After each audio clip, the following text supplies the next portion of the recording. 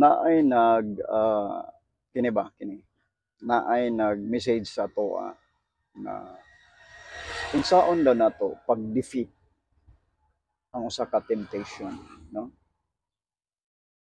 Ang temptasyon sama siya sa usa ka leon ba nga naghulat lang bitaw kanas asya mo atake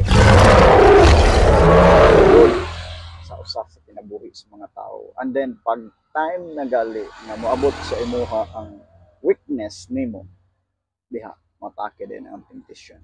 So kita nga mga anak sa Ginoo, mga Kristohanon na nagkinabuhi gayud diha sa pulong sa Ginoo. So tamdan na to ang pulong sa Ginoo na how to defeat temptation in our life.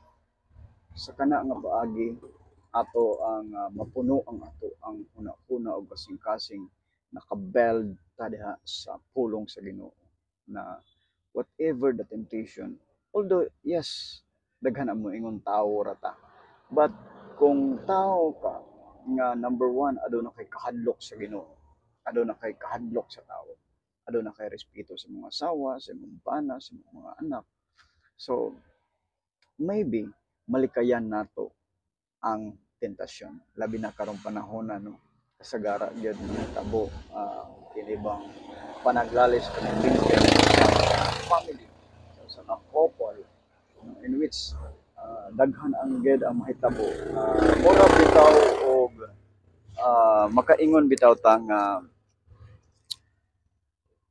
mapasagdan ba ang usa ka kaminyoon tungod sa tentasyon naa na puy lain nga gi-allow na po lain nga tuyuan sa kinabuhi. So kana bitaw guys, ang ato alang gid diha is we should always keep the word of God in our heart, in our minds, that kung naaman adunay mga tentasyon, kung mahimo makalikay ta, makalikay ta. Ang paglikay sa usa ka tentasyon dili ka nabot pasabot na weak ka, luya ka, hina ka, kundili pagpakita ka na nga ikaw strong nga pagkatao, strong with your faith in God, no? Na kinahanglan sa mataga at tentasyon nga moabot sa atong kinabuhi, magpabilin ta nga lig-on, magpabilin ta nga adunay wisdom nga gikan sa Ginoo. So ang pag-defeat sa temptation is naa na sa atong hunahuna og kasing-kasing.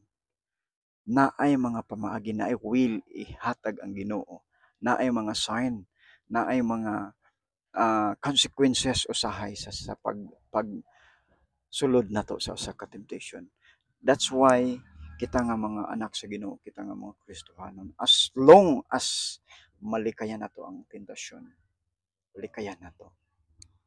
Dili bot pasabot nga bayot ka, hina ka, luya ka, kung dili nagpasabot ka na nga aduna kay reputasyon, aduna kay dignidad nga gihuptan, aduna kay relasyon nga gihuptan sa Ginoo, aduna kay relasyon nga gihuptan sa imong asawa, sa imong mga anak, nga kinahanglan dili ni madumisan, kinahanglan dili ni mahugawan sa mga buhat sa kaaway.